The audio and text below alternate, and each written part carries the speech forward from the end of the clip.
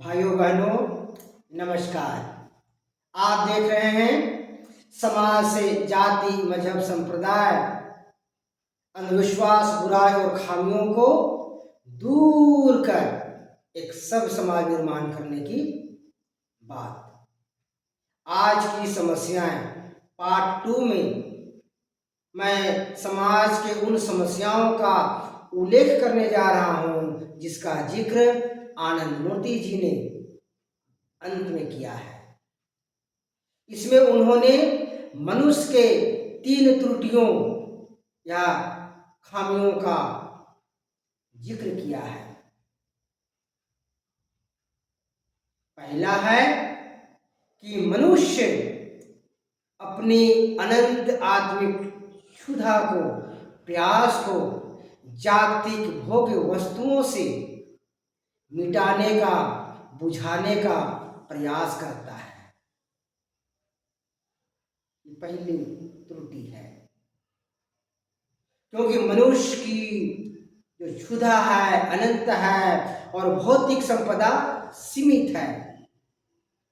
यही कारण है कि जब व्यक्ति अपनी अनंत क्षुधा को जागतिक भोग्य वस्तुओं की ओर चला देता है तो व्यक्ति में संघर्ष पैदा होता है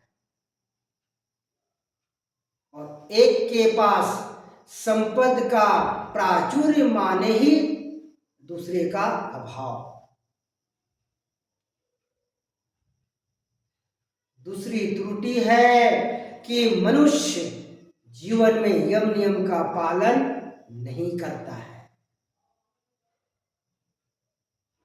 एकता और सद्बुद्धि समाज को सार्थक विकास की ओर ले जाता है, लेकिन सद्बुद्धि दर्शन के मोटी मोटी किताबों को रट लेने से नहीं जगेगी। सद्बुद्धि जगेगी व्यक्तिगत जीवन में यम नियम का पालन करने से। इसलिए व्यक्ति को जीवन में यम नियम का अनुशीलन करना होगा। यदि जीवन में यम नियम का अनुशीलन करेंगे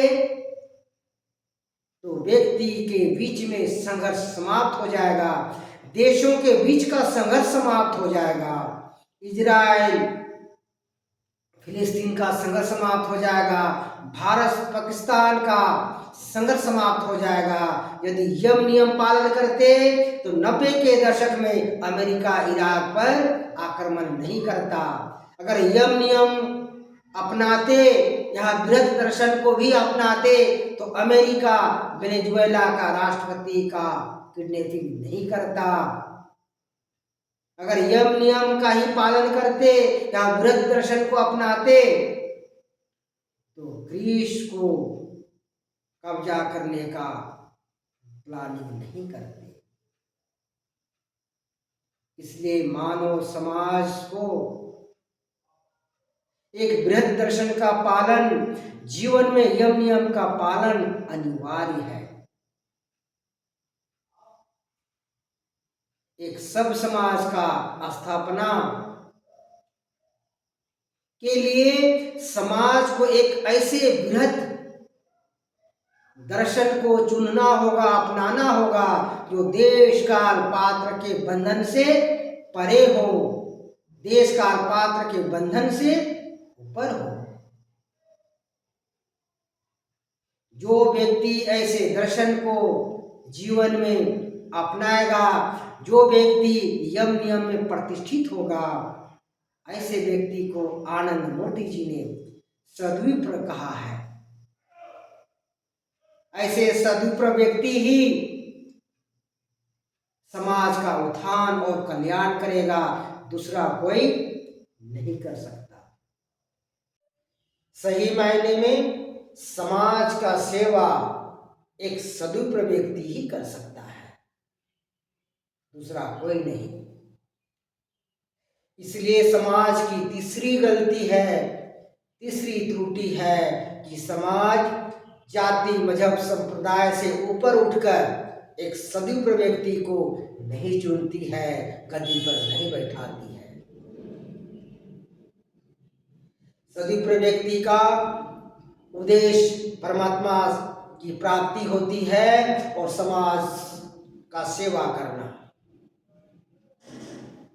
नहीं तो हम लोगों ने वो दौर भी देखा है जब देश में नेताओं के बीच होड़ लगती थी कि कौन सा नेता सबसे ज्यादा धन स्विस बैंक में जमा कर सकता है।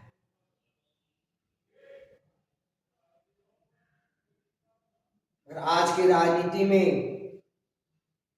उदाहरण के तौर पर सदुपयोगी व्यक्ति अगर बताना चाहे तो योगी मोदी जी का उदाहरण दे सकते हैं।